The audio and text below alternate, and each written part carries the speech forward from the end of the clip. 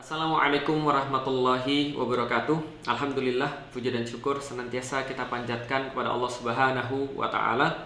Salat dan salam semoga tercurah dan terlimpahkan kepada baginda Nabi besar Muhammad Sallallahu Alaihi Wasallam. Teman-teman yang insyaallah dirahmati Allah, salah satu frequently asked question yang ada di kajian-kajian yang biasa saya datang adalah bagaimana caranya kita bisa untuk istiqomah. Itu biasanya banyak banget yang nanya, Ustadz, bagaimana caranya biar kita bisa istiqomah? Karena biasanya kalau kita beramal, kadang-kadang kita semangat, kadang-kadang kita nggak semangat. Kadang-kadang kita mau taat, kadang-kadang kita tergoda untuk maksiat. Gimana agar kita itu tetap taat terus, tidak turun-turun semangat kita, tidak kita merasa lelah, tidak merasa futur di dalam beribadah. Nah, itu caranya seperti apa?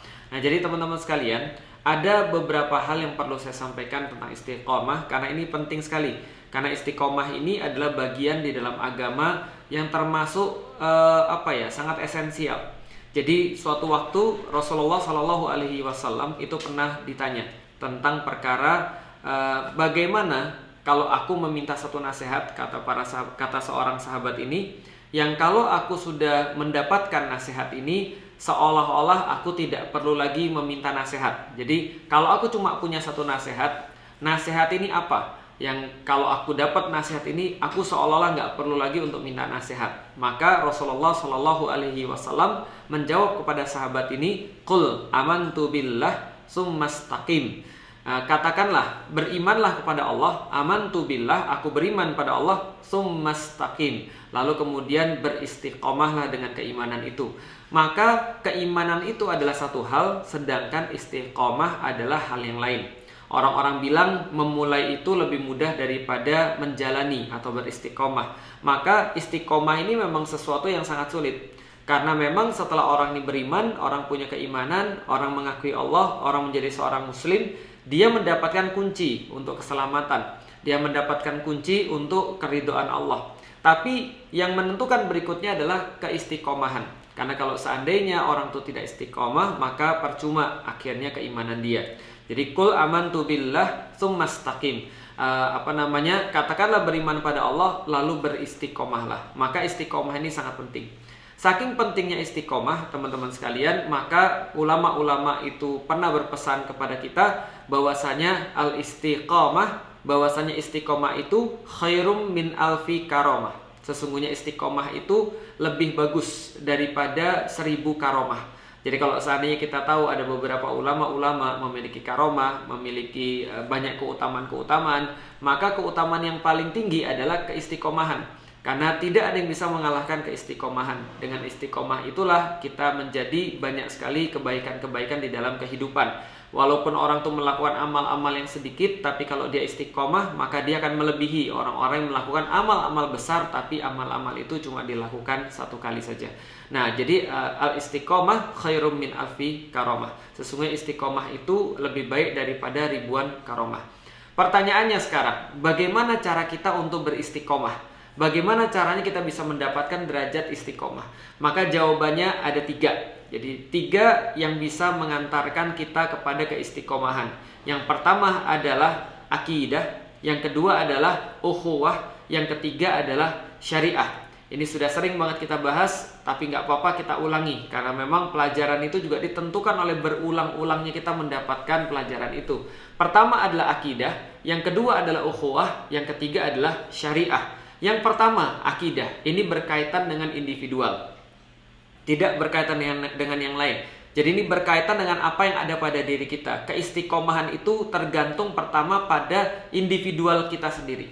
Yang kedua, istiqomah itu tergantung pada yang namanya jamaah, yang namanya ukhuwah, yang namanya komunitas, peers gitu kan ya. Itu juga sangat mempengaruhi supporting system. Apakah supporting systemnya itu negative vibes atau positive vibes? Nah, itu yang menentukan seseorang itu bisa untuk istiqomah. Yang ketiga adalah syariat, yaitu adalah penerapan sebuah sistem. Itu juga sangat mempengaruhi istiqomah. Jadi singkatnya adalah teman-teman sekalian, istiqomah itu dipengaruhi oleh 3 hal. Yang pertama adalah akidah atau kekuatan individu. Yang kedua adalah ukhuwah atau kekuatan jamaah. Yang ketiga adalah syariah atau kekuatan sistem. Kita coba akan bahas satu persatu. Yang pertama, akidah. Akidah ini adalah segala sesuatu kekuatan internal, kekuatan yang tidak terlihat, kekuatan keyakinan, kekuatan harapan. Itu semua dinamakan dengan akidah. Dalam bahasa Arab, akidah itu berasal daripada kata aqada yaqidu aqidatan, yaitu adalah artinya sebuah sandaran, sebuah ikatan, sebuah tiang tempat bersandar, sebuah tiang yang diikatkan semuanya di situ, yang tidak pernah goyah. Prinsip yang paling prinsip itu adalah akidah. Core of the core itu adalah akidah. Jadi akidah adalah apa yang berlangsung di dalam diri kita. Dan kalau kita sederhanakan, akidah itu adalah cara kita untuk menjawab why. Cara kita untuk menjawab kenapa. Jadi kenapa kita harus melakukan hal ini? Kenapa kita harus memilih hal ini? Maka semua jawaban itu adalah jawaban akidah. Contoh misalnya, kalau seseorang bertanya, bagaimana caranya sholat? Apa itu sholat? Maka ini bukan pertanyaan yang akan menghasilkan jawaban akidah, tapi akan menghasilkan jawaban fikih. Apa itu sholat? Jawabannya pasti fikih. Bagaimana cara kita sholat? Jawabannya pasti fikih. Apa itu puasa? Jawabannya pasti fikih. Bagaimana caranya berpuasa? Jawabannya juga pasti fikih. Bagaimana kita berpuasa? Apa aja yang bisa membatalkan puasa? Jawabannya juga fikih. Nah, bagaimana kita mengganti ini jadi jawaban akidah? Jawabannya menggantinya dengan mengganti pertanyaan, yaitu mengganti pertanyaannya dari apa dan bagaimana menjadi pertanyaan kenapa. Jadi kenapa kita melakukan ini? Contoh, kenapa kita berpuasa? Itu jawabannya akidah. Kenapa kita sholat? Itu jawabannya akidah. Kenapa kita jadi seorang muslim? Itu jawabannya akidah. Kenapa kita harus segera beramal? Itu jawabannya akidah. Kenapa kita tidak boleh berhenti untuk melakukan amal-amal yang soleh? Itu juga jawabannya adalah akidah. Jadi jawaban akidah yang menentukan keistiqomahan kita itu tergantung bagaimana kita menjawab pertanyaan why, kenapa. Coba kita lihat, orang-orang yang memiliki motivasi yang tinggi, orang-orang yang memiliki keistiqomahan yang tinggi, konsistensi yang tinggi, itu biasanya didasari dari mereka itu bisa menjawab pertanyaan kenapa dengan sangat baik. Kalau jawabannya semakin bagus, maka dia akan semakin konsisten amal-amalnya. Maka dia semakin mudah untuk melakukan hal-hal yang taat dan semakin mudah untuk menjauhi maksiat-maksiat. Tapi ketika dia lemah dalam menjawab ini, maka dia akan terus-menerus akan tertarik pada kemaksiatan dan akan sulit untuk berbuat kebaikan-kebaikan atau ketaatan. Contoh misalnya, kita bicara tentang keistiqomahan dalam pergi ke masjid misalnya ya, atau dalam berbuat baik, sholat, puasanya, atau amal-amal soleh yang lain. Siapa yang biasanya lebih kuat untuk beribadah? Apakah orang-orang tua atau orang-orang muda?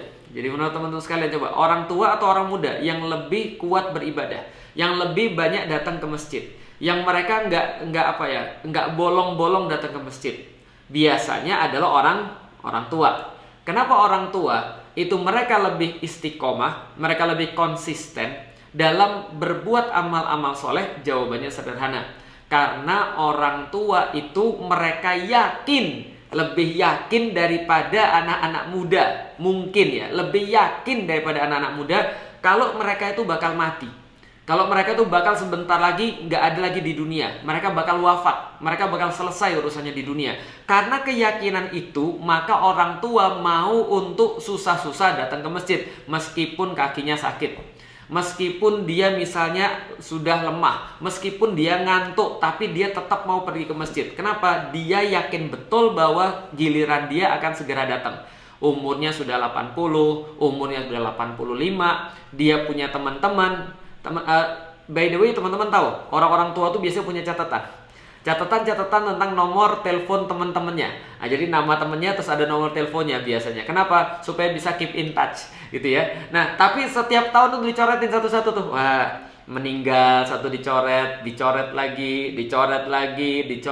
Wah, slating itu misalnya ada 20 orang, sisa cuma 5 orang. Nah, maka dia mikir, ya cepat atau lambat saya nyusul. Karena orang-orang yang lahir bersama saya, karena orang-orang yang sudah main-main bersama saya sudah pada dipanggil semua, maka saya bisa jadi selanjutnya. Maka dia sangat merasa bahwa ya dia termotivasi untuk beribadah. Kenapa? Karena dia pikir ya saya akan segera mati. Apa gunanya yang lain? Apa gunanya mobil mewah? Dia nggak merasa terpesona ngelihat mobil mewah. Dia nggak merasa gumun ngelihat rumah mewah. Dia nggak ngerasa mau untuk pergi ke luar negeri ketika orang-orang pada berlomba-lomba flexing pergi luar negeri. Orang-orang pada punya handphone baru, dia juga mikir untuk apa? Kenapa? Karena sebentar lagi saya mati. Sementara yang saya persiapkan untuk mati itu bukan barang-barang fisik, tapi adalah barang-barang atau bekal-bekal yang bersifat amal ibadah. Maka dia akan maksain, dia akan milih masjid lebih daripada milih misalnya iPhone. Dia akan milih pergi ke masjid daripada dia misalnya pergi ke Eropa. Dia akan milih untuk berpuasa dan sedekah daripada dia milih untuk misalnya beli mobil baru dan seterusnya. Kenapa? Karena dia senantiasa termotivasi. Kenapa? Karena dia yakin bahwasanya dia bakal mati. Makanya di dalam Islam itu perkara keimanan itu terkait dengan keyakinan. Akidah terkait dengan keyakinan. Maka na yu'minu billahi wal yaumil akhir. Kata Allah, siapa yang dia beriman kepada Allah, maka dia akan yakin bahwasanya ada hari akhir. Bahwasanya dia tahu bahwa dia akan wafat. Dan semua hidup di dunia ini adalah persiapan cara untuk berjumpa dengan Allah dalam keadaan yang paling baik. Bahwa segala sesuatu di dunia ini adalah bagaimana caranya ketika dia di bawah tanah itu, dia senantiasa ya bahagia. Di bawah tanah itu ada penerangan, di bawah tanah itu ada misalnya ya luas dan segala macam. Dan dia tahu amal-amal dia yang nanti akan membuat kehidupan akhirat dia lebih baik. Maka keyakinan itu menentukan aktivitas. Tapi kalau ada orang yang dia lupa bahwasannya dia akan mati, artinya apa? Artinya akidahnya ini tidak sempurna mengantarkan dia pada keyakinan bahwa dia akan mati. Maka dia santai aja. Jangankan di bulan Ramadan dia skip tarawih. Jangankan di bulan Ramadan dia nggak puasa. Jangankan di bulan Ramadan dia masih buka aurat. Dia bahkan nggak puasa sama sekali. Dan bahkan ringan banget di bulan-bulan yang lain juga nggak puasa. Kenapa? Karena dia nggak ngerti kapan dia mati. Karena dia lupa. Dia berusaha melupakan bahwasanya dia bakal mati. Dia berusaha untuk tidak mengetahui bahwasanya setelah mati akan ada kehidupan dan pertanggungjawaban tentang apapun yang dia buat di dunia. Bahwasanya ketika dia berbuat sesuatu, meninggalkan sholat, meninggalkan puasa, menyakiti orang lain pun dia lakukan, dia merasa nggak ada masalah karena nggak ada sesuatu yang dia yakini. Itu akidah. Akidah itu keyakinan yang menimbulkan konsekuensi. Keyakinan yang menimbulkan kita itu untuk berbuat. Karena kita tahu kita akan menghadap Allah dengan membawa amal-amal kita, maka kita beramal baik. Karena kita tahu Allah nggak suka dengan sesuatu yang haram, kita jauhin yang haram. Karena kita tahu Allah tuh senang ketika kita berbuat dengan yang sunnah, kita mau berbuat yang sunnah. Kita baca misalnya hadis, ada 2 kebahagiaan bagi orang-orang yang berpuasa. Yang pertama adalah ketika dia berbuka puasa, yang kedua adalah ketika dia berjumpa dengan Allah. Maka kita senang banget dan kita merasa, ya Allah, berbuka puasa aja senangnya kayak begini, apalagi nanti ketika berjumpa dengan Allah. Maka Allah senang dengan puasa saya. Maka dia berusaha untuk melakukan apapun untuk menyenangkan Allah ketika nanti berjumpa dengan Allah di yaumil hisab. Gitu kan ya. Nah, ini perbedaan antara orang yang punya akidah dengan orang yang tidak punya akidah. Orang yang memiliki akidah, mereka memiliki keyakinan, mereka memiliki kesadaran bahwasanya setiap aktivitas mereka itu disaksikan oleh Allah. Makanya konsep ihsan di dalam Islam adalah berbuatlah seolah-olah engkau melihat Allah ketika engkau melakukan satu perbuatan itu. Dan kalau engkau memang tidak bisa melihat Allah, maka ketahui Allah yang melihat kamu. Maka ya orang-orang berakidah itu senantiasa kan istiqomah. Orang-orang yang berakidah itu insya Allah senantiasa kan konsisten. Karena pengingatnya bukan datang dari luar, tapi pengingatnya datang dari dalam. Itu sebagai yang paling awal yang akan mengendalikan dia untuk tidak berbuat yang buruk atau menjauhi maksiat dan mendekati ketaatan-ketaatan. Ketika dia punya semacam kayak inner power, sebuah motivasi dari dalam, yaitu adalah akidahnya dia. Coba kita lihat bagaimana terjadi di zamannya Rasulullah SAW. Diceritakan pada kita bahwasanya ketika Rasulullah itu pernah bilang akan ada satu masa di mana orang-orang itu akan menemukan emas dan mereka tidak berebut untuk mengambil emas itu. Dan ternyata kejadian. Dikisahkan pada kita di zamannya Rasulullah itu ada seorang laki-laki yang dia beli tanah dari saudaranya.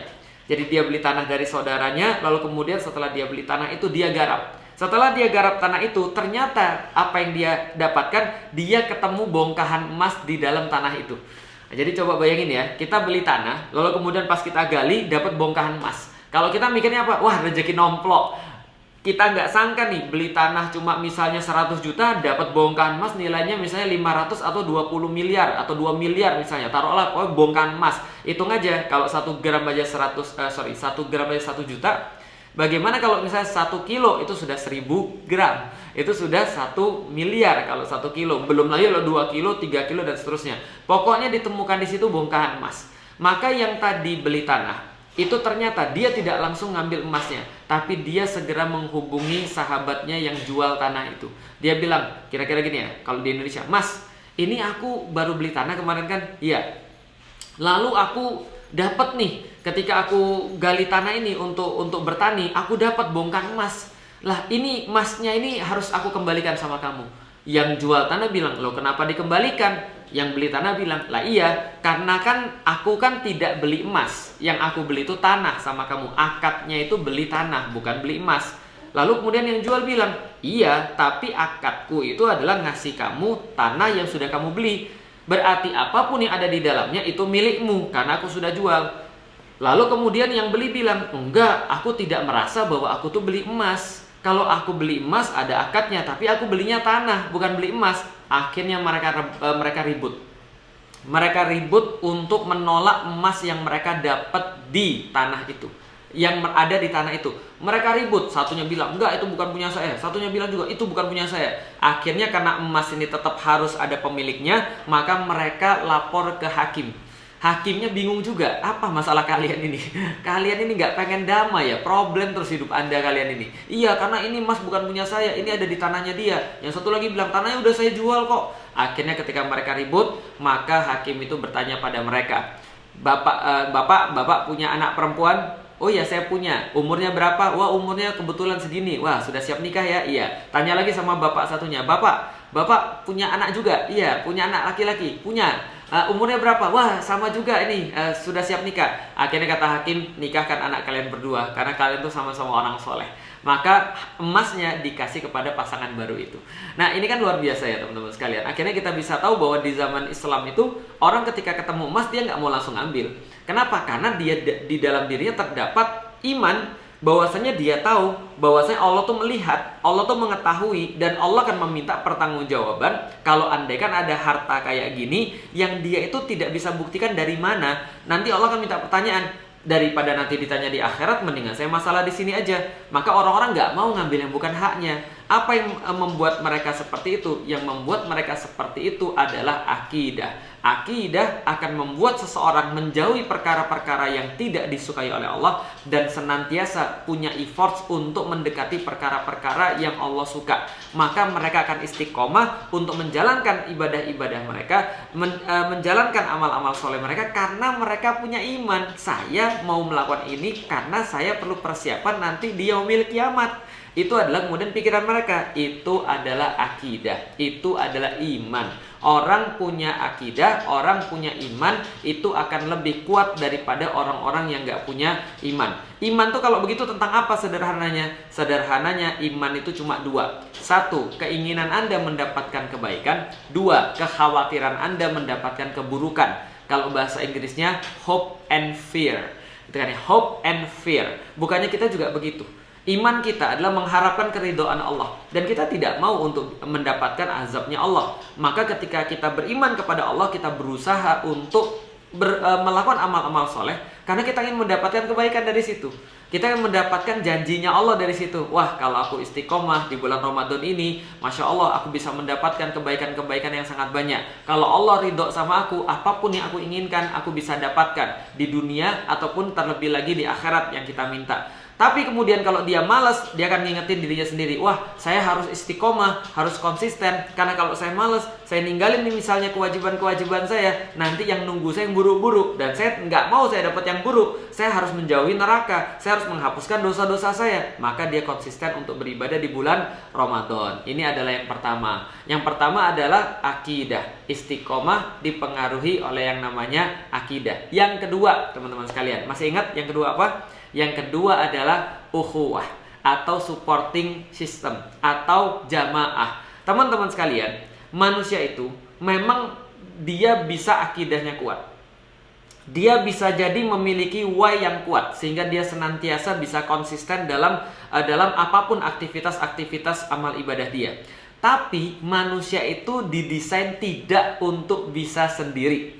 Manusia itu didesain untuk melakukan sesuatu secara berjamaah. Nah, ini kuncinya. Jadi yang kedua adalah berjamaah. Karena manusia tidak didesain untuk melakukan ketaatan sendiri-sendiri. Lihat di dalam Al-Quran, semua perintah-perintah oleh Allah kepada manusia di dalam Al-Quran pasti menggunakan kata kalian.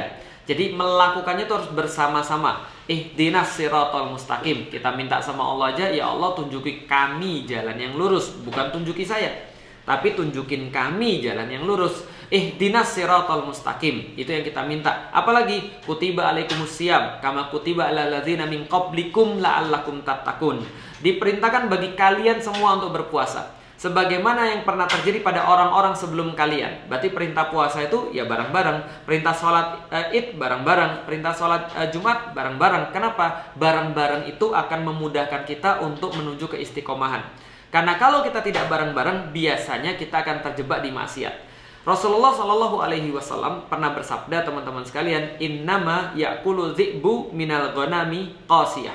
Sesungguhnya serigala itu akan memakan domba yang sendirian. Artinya apa? Serigala ini binatang pack, binatang bareng, gerombolan. Tapi ketika dia mau nyerang orang, dia mau nyerang domba, bukan orang ya, dia mau nyerang domba, dia nyerang dombanya yang sendirian. Kenapa? Karena yang sendirian itu biasanya bermaksiat. Itu maksudnya. Manusia itu sendiri cenderungnya bermaksiat. Tapi kalau dia bareng-bareng, dia cenderungnya akan berbuat baik. Coba lihat aja. Lihat orang-orang yang bermaksiat. Biasanya mereka maunya nyendiri. Biasanya mereka maunya terpisah di antara yang lain. Lihat orang-orang yang pacaran tuh. Kalau pacarannya serius, itu nggak mau mereka bareng-bareng. Kalaupun bareng-bareng cari tempat yang bisa punya privacy, cari tempat yang bisa gelap gitu kan ya, misalnya di bioskop, nah gitu kan ya. Atau misalnya kapan seorang pacar laki-laki paling senang ketika mendapatkan telepon pacarnya lalu pacarnya bilang, kesini dong, bapak ibuku lagi pergi. Nah itu misalnya. Nah kenapa? Karena mereka tidak mungkin melakukan maksiat secara berjamaah. Kalau melakukan maksiatnya sudah sampai jamaah, ya berarti sudah pro banget, sudah levelnya beda, berarti bahasanya juga beda. Orang pacaran maunya sendiri-sendiri. Contoh lagi, cowok-cowok nonton film porno misalnya. Nonton film porno, biasanya sendirian atau berjamaah? Ya biasanya sendirian lah. Lah kenapa? Ya nggak asik Ustadz kalau berjamaah. Itu masalahnya. Masalahnya manusia itu adalah makhluk yang didesain untuk melakukan kebaikan-kebaikan itu berjamaah. Karena mereka lebih semangat melakukan kebaikan itu berjamaah. Tapi kalau mereka melakukan keburukan, biasanya mereka melakukan sendiri-sendiri. Kenapa? Karena mereka tidak mau bareng-bareng ketika melakukan keburukan. Maka sendiri itu dekat dengan kemaksiatan, bareng-bareng itu biasanya dekat dengan yang namanya kejamaan atau kebersamaan. Jadi kebersamaan itu biasanya baik, sendiri biasanya buruk. Maka jangan sampai kita tidak melibatkan diri. Walaupun kita merasa, tapi saya itu Ustadz, saya itu introvert, saya itu tidak bisa untuk bergabung dengan banyak orang. Itu ilusi aja teman-teman sekalian. Kita tahu bahwasanya Allah menciptakan manusia. Setiap manusia pasti bisa untuk bareng-bareng kok. Cuma memang levelnya beda-beda. Ada orang yang cepat akrab, ada orang yang akrabnya lama, tapi dia tetap bisa berjamaah. Karena saya juga melihat bahwa kayak orang-orang misalnya kayak Fuad Naim itu katanya introvert. Kemarin saya ketemu dengan Bena Kribo juga bilang dia introvert. Padahal mereka sangat pintar untuk berjamaah, pintar untuk punya teman dan segala macam. Tapi ya artinya pokoknya kalau kita tahu Allah itu nyuruh kita berjamaah, berarti pasti ada kebaikan di situ. Rasulullah Shallallahu Alaihi Wasallam menegaskan kepada kita tentang bagaimana jamaah ini bisa mempengaruhi kekonsistenan atau mempengaruhi diri kita untuk senantiasa berbuat baik dan menjauhi keburukan. Misal Rasulullah berkata itu bahwasanya manusia itu dalam hidupnya itu senantiasa seperti menumpang kapal. Kalau seandainya orang menumpang kapal itu ada yang di atas, ada yang di bawah. Jadi ada yang di bawah kapal, ada yang di atas kapal. Maksudnya di bawah kapal tuh di ruangan bawah kapal itu loh. Kalau di atas kapal kan di geladak itu ya, di deck ya. Nah, ada yang di kabinnya kapal. Lalu Rasul melanjutkan, kalau ada orang mau ngambil air di bawah itu, jadi orang bawah mau ngambil air, mereka harus naik ke atas, lalu nimba air, lalu balik lagi ke bawah. Kenapa? Karena mereka nggak bisa langsung ngambil air dari bawah. Lama-lama yang bawah bilang begini, daripada kita nyusahin orang atas, bolak-balik dan juga kita capek, maka mendingan kita lobangin aja nih kapalnya. Yang keluar kan air-air juga, kan kita di bawah. Nah, kalau yang bawah ngelobangin kapal dan yang atas tidak memperingatkan yang bawah, maka yang tenggelam yang mana? Yang bawah doang atau yang atas juga? Dua-duanya tenggelam.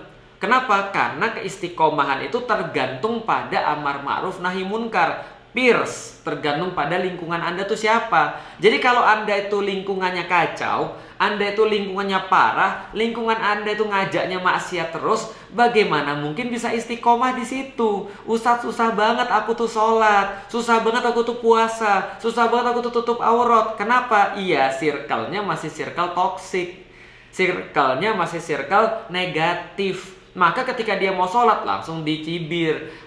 Wah, Bu Ustazah, Bu Ustazah. Pas lagi mau puasa, Bu Haji, apa kabarnya Bu Haji? Gitu kan ya, tumben lo tobat. Udahlah, maksiat aja. Nah, misalnya kayak gitu.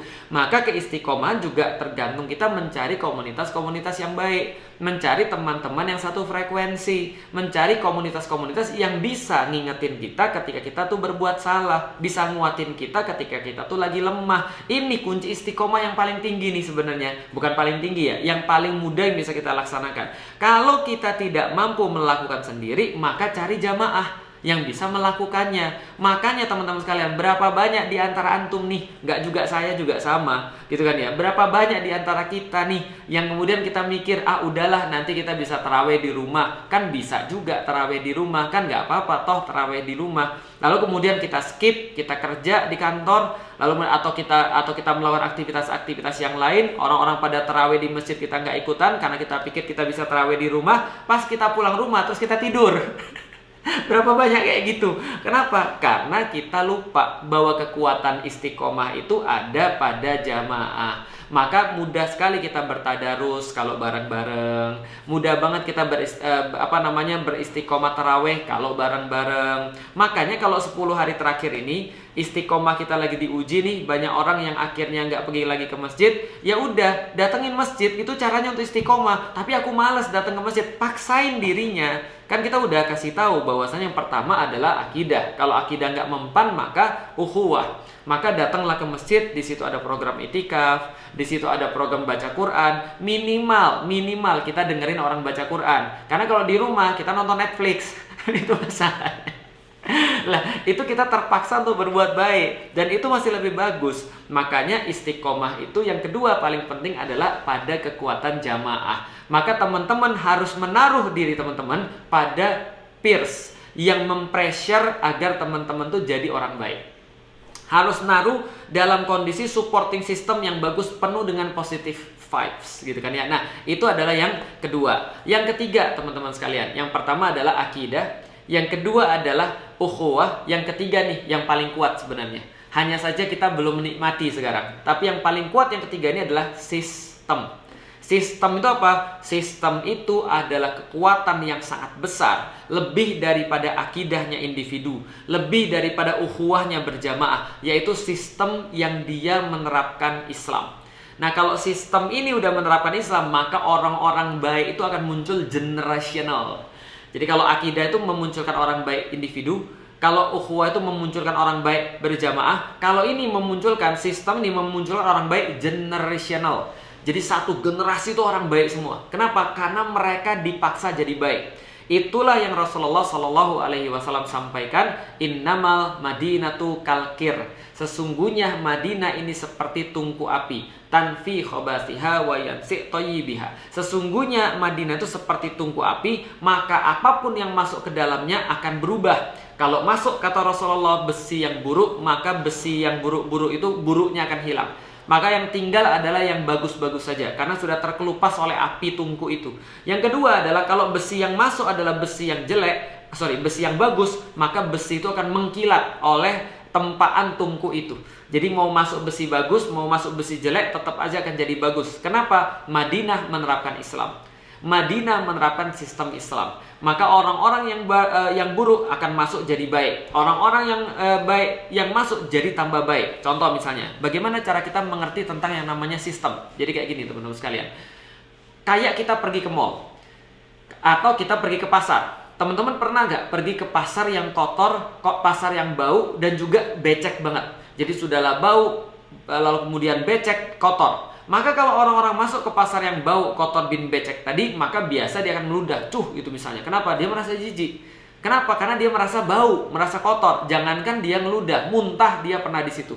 Kenapa? Karena pasarnya tidak nyaman. Artinya apa? Sistem yang buruk memaksa orang untuk berbuat buruk. Orang akan buang sampah sembarangan, orang akan ngeludah sembarangan, orang akan kemudian merasa nggak nyaman, ngeludah, muntah dan segala macam. Tapi kalau sistem yang baik akan memaksa orang berbuat baik. Contoh, Anda pergi ke mall, bisa Grand Indonesia, atau misalnya mall manalah yang bagus. Misalnya kalau di Jakarta Taman Anggrek, ada lagi mall di Bogor, Botanic Square misalnya, atau mall apapun lah terserah. Kalau Anda pergi ke mall-mall yang bersih itu, Anda akan terpaksa untuk berbuat bersih. Jangankan Anda muntah, ngeludah aja Anda nggak berani. Buang sampah aja Anda merasa kayak deg-degan. Kenapa? Karena langsung kelihatan.